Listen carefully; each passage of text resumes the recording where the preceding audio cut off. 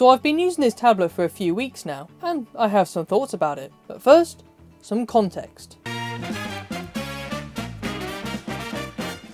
This is the Acer Iconia, I think that's how you say it, One 10-inch, well technically 9.4-inch. It has a 1280x800p, 160 dpi display, a MediaTek MT8167B, very memorable name, quad-core CPU clocked at 1.3 GHz, 2 gigs of LPDDR3 RAM, a 6000 mAh battery, and running Android 7.0. It also has cameras, but for anything besides zoom, nobody cares. Before I use this, I didn't really see the point of using a tablet as opposed to a phone, and I still don't, but that doesn't mean that they don't have a purpose, as we'll explore later. But generally speaking, if it's a choice between a tablet or a phone, I'd go for the phone, as there are apps that don't really work that well with larger screens.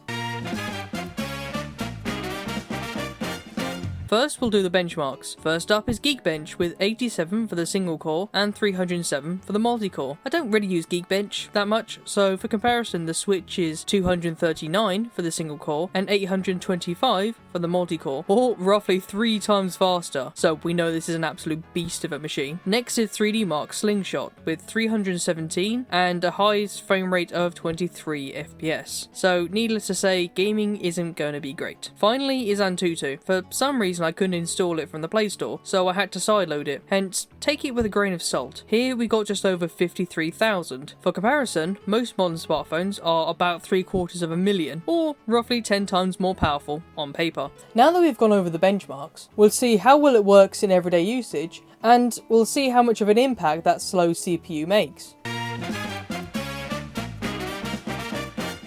First, we'll look at the web and social media performance. Social media is doable, but especially images or video embedded in tweets or Instagram posts, it will make the tablet chug. But again, not unusable. Web browsing is definitely better with all text sites, but still won't get a solid 60 FPS. That 800p display is probably sharper than you'd expect for text, but the pixels are still noticeable. Streaming works pretty well. Obviously it depends on your internet connection. All the streaming apps like Netflix, Disney+, Amazon Prime, etc. will work fine. Not the highest quality, but I got used to it after a few minutes. The audio is fine. Again, nothing groundbreaking. Sounds like any recent smartphone. YouTube playback easily ran at 1080p 60 with only rare frame drops, so no issues with watching your favourite creators here. Even game streaming on Game Pass works. The app can chug at times, even with decent internet, but I wouldn't recommend it as more than a novelty, but it's doable. First, now onto the gaming performance. Next up is Milkman Colton. At 800p we saw roughly 20-ish FPS. It did dip below that fairly regularly, but definitely playable in my opinion. Next is Bloons Tower Defense 6. It was running at 60 FPS on the first stage, but keep in mind that the game will slow down the more enemies and defenders are on screen, but overall, not too bad. Then we have Among Us. Yes, really. This was surprising as it's regularly dipping below 30 FPS. I'm not sure why this performed so bad, but considering the type of game that Among Us is, it's usable. Finally, there's Sonic 2. When I first tested it, I was getting a locked 60 FPS. Like I didn't even notice a dropped frame, but after recording it later on, it got a lot laggier. Not sure why this happened, but still relatively playable. Finally, the UI performance. It's similar to the social media apps. Going through the settings, etc. works fine. Usually it's pretty smooth, but if you have a number of tabs open, it will slow down considerably. One of the main issues with the tablet is the OS. Android. This video was sponsored by iOS Gang. But seriously, it only runs 7.0, which is about 4 to 5 years old at this point, and hasn't had a security update since 2018. So definitely don't log in to online banking or crucial accounts like your main Google account.